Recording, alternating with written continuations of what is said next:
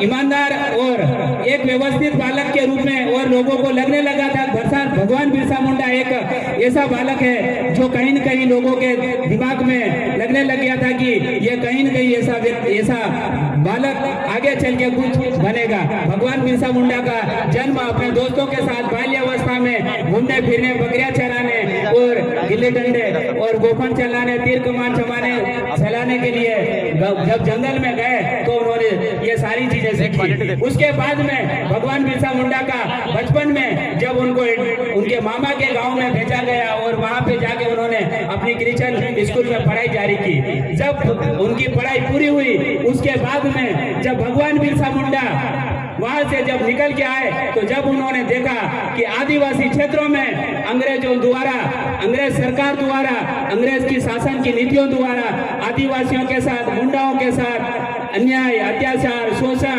ये जो चीजें हो रही है उसके खिलाफ आवाज उठाने की ठानी हुई है। जब बिरसा मुंडा ने आवाज उठाने की ठानी तब वो अकेला व्यक्ति 18-20 साल का लड़का क्या कर सकता है, लेकिन फिर भी उन्होंने हार नहीं मानी और लोगों को एकत्र करना शुरू किया, लोगों को समझाना शुरू किया, लोगों में जन जागृति फैलाना शुरू किया।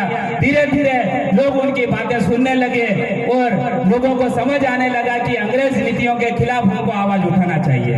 जब उन्होंने देखा कि धीरे धीरे हमारे जो जन जागृति से उनके नेतृत्व में जब आंदोलन के लिए लोग खड़े हुए तो अंग्रेजों के खिलाफ उन लोगों ने बिगुल फूंका और आदिवासी क्षेत्रों में भगवान बिरसा मुंडा ने कहा था कि अमुआ राज, मतलब उन्होंने बोला था हमारे क्षेत्र में हमारा राज, अंग्रेजों का राज नहीं चलेगा। तो ऐसे हमारे बिरसा मुंडा महान क्रांतिकारी, ऐसे हमारे बिरसा मुंडा था इस भारत भूमि पर जिन्होंने अंग्रेजों के जो जितने भी हथियारबंद सेना और हथियारबंद लोग थे उन लोगों को गोफन और तीर कमान से उन लोगों का सामना किया।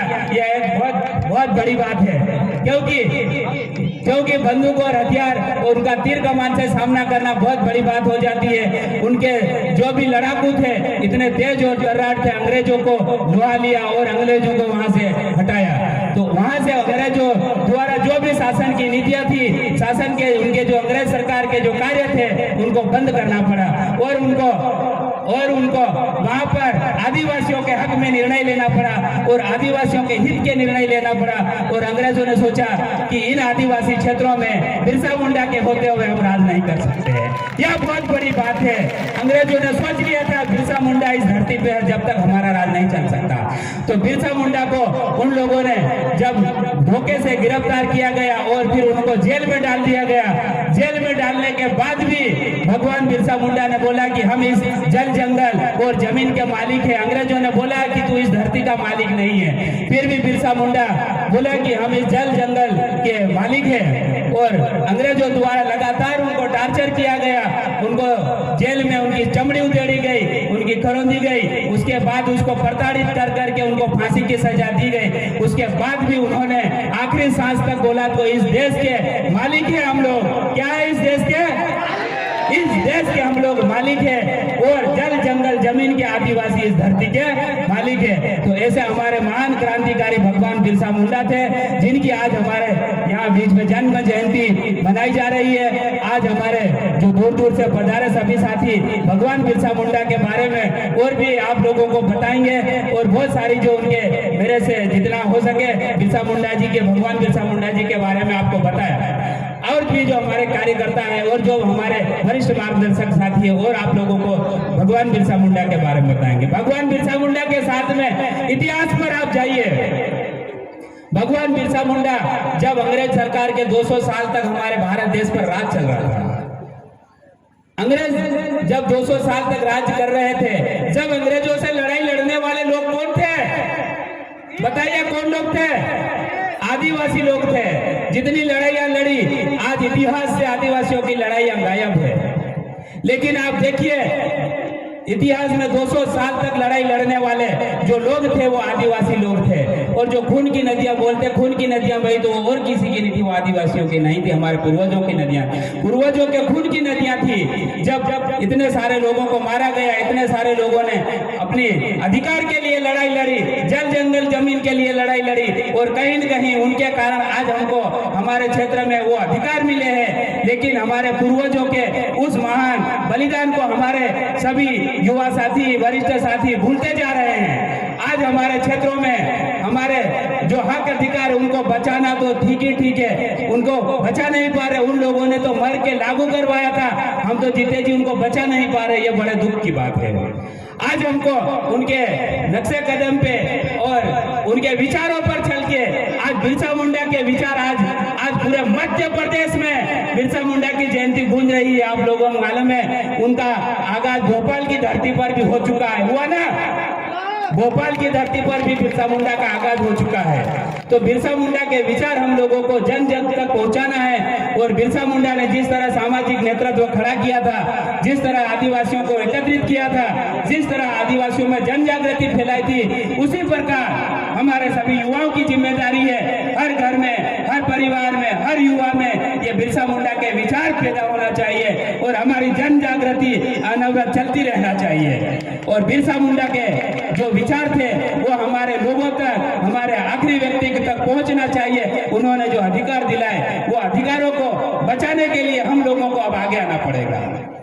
आज हमारे क्षेत्रों में जो संविधान में जो हमारे जो आदिवासियों के बलिदान की वजह से जो कानून बने और कानून बनने के बाद जो हमको व्यवस्थाएं मिली है, जो हमको अधिकार मिले हैं, उन अधिकारों को आज तहस नहस किया जा रहा है। तो हमारे सभी साथियों से मेरा यही आग्रह है कि आप अपने अधिकार और अपने हक के लिए लड़े और अपने अपने क्षेत्रों में अच्छा काम करें। युवा साथियों, ऐसे हमारे टंटिया भील थे जिन्होंने टंटिया भील जो इतिहास की लड़ाई 30 से 35 साल एक लंबे अरसे की लड़ाई लड़ने वाला एक अकेला व्यक्ति टंटिया भील था। इतिहास में एक ऐसा व्यक्ति था जिसने इतिहास में इतनी लंबी लड़ाई अंग्रेजों के साथ में लड़ी थी, कोई योद्धा नहीं लड़ सका। और बड़े उसकी बात है कि टंटिया भील जब अकेला व्यक्ति था, अंग्रेज सेना जब उनको पकड़ने के लिए जाती थी तो वो जंगल में घुस जाता था। बीजागढ़ की जो पहाड़ियां थी उन पहाड़ियों में घुस जाता था, उनको पकड़ में नहीं आता था। टंटिया भील ने, आज हम जिस एरिया में रह रहे हैं, लाखों एकड़ जमीन टंटिया भील ने हमको दिलवाई, जो कि हमारे यहाँ पर कब्जा हो चुकी थी। आज उस जिस जमीन पे बैठे हैं, आज उनकी देन है टंटिया भील की। आप विचार कीजिए, टंटिया भील ऐसे महान क्रांतिकारी थे जिनके विचार हमारे अंदर होना चाहिए कि उन्होंने क्या किया था, क्या लड़ाइयाँ लड़ी थी। उनने लड़ते लड़ते आदिवासियों के लिए कितने अधिकारों के लिए यहाँ आज हमारे क्षेत्रों में नौकरियां लग रही है, तो वो भी उनकी बदौलत है। लेकिन हमारे साथियों को पता नहीं हमारे इतिहास क्या है, हमारे इतिहास को जानने की कोशिश नहीं करते हम लोग। हमारा इतिहास क्या है, हम इतिहास के अंदर झांकते नहीं है। आजकल हमारे युवा साथी है जो सोशल मीडिया पे इतने सक्रिय रहते हैं कि उनको ये पता नहीं रहता है सही क्या है, गलत क्या है, हमारा इतिहास क्या है, हमारी संवैधानिक हक अधिकार क्या है। हम इधर उधर की बातों को लेकर आपस में लड़ाई झगड़े और सोशल मीडिया पे कमेंट और दूसरी जो अव्यवस्थित बातें लिखने का कार्य करते हैं। मत कीजिए ऐसा, समाज को सही दिशा दीजिए और समाज को सत्य के लिए लड़े। अगर आप सही हो तो दुनिया को बताने की जरूरत नहीं है कि आप सही हो। आप अगर सही हो, जहां हो बने रहे और काम करिए अपने समाज के लिए।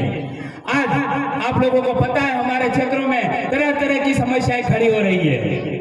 आज हमारे कार्यक्रम को रोकने के लिए हर तरह की समस्याएं खड़ी होती है। बिरसा मुंडा, अरे भगवान बिरसा मुंडा की जयंती मना रहे हैं, कोई गलत काम तो नहीं कर रहे ना? कर रहे क्या? भगवान बिरसा मुंडा की जयंती मनाना कोई गलत काम तो नहीं है ना? तो फिर भगवान बिरसा मुंडा की जयंती मनाना और हमारे टंटिया भील की जयंती मनाना, ऐसे कार्यक्रमों में भी हमारे अड़चन पैदा होती है। तो हमारे युवा साथियों, हमको सत्य के साथ चलना है। किसी प्रकार की गलत चीजों, गलत बातों का बिल्कुल भी वो नहीं करना है। हमको ये देखना है कि हमारे जो क्रांतिकारी विचारक थे, आदिवासी विचारधारा पे चलना है। बिना विचारधारा के कुछ नहीं है। अगर आपके अंदर विचारधारा है तो आप हमेशा समाज के लिए लड़ते रहेंगे। अगर आपके अंदर विचारधारा नहीं है तो आप ज्यादा समय तक नहीं चल पाएंगे, आप ज्यादा समय तक लोगों को बेवकूफ नहीं बना पाएंगे। आदिवासी समाज की, आदिवासी क्रांतिकारियों के, आदिवासी हमारे पूर्वज पुरखों की जो विचारधारा हमारे डीएनए में है और उसको हमको आगे चलाना है साथियों। तो मैं ज्यादा समय न लेते हुए हमारे युवा साथियों के लिए एक ही संदेश देना चाहता हूं आप जहाँ रहे, जैसा रहे, अच्छा रहे और व्यवस्थित काम कर रहे, सही काम कर रहे, बहुत सारे युवा साथी गुमराह होने लग जाते हैं। तो कहीं पर गुमराह ना हो और आप सही और गलत का फर्क महसूस करें। आज तर्क निकाले विज्ञान का कि हम लोग सही है या गलत है, सत्य चीज की हम प्रकृति पूजक लोग हैं और प्रकृति के अनुसार जो चीजें सही है उन चीजों का पालन करें और उन चीजों के साथ में चले। यही मेरा निवेदन है और सभी साथियों को एक बार और मैं सभी अपने दिल से सभी साथियों को स्वागत जोहार करता हूं। सभी को धन्यवाद। जय आदिवासी, जय जोहार, जय भील प्रदेश।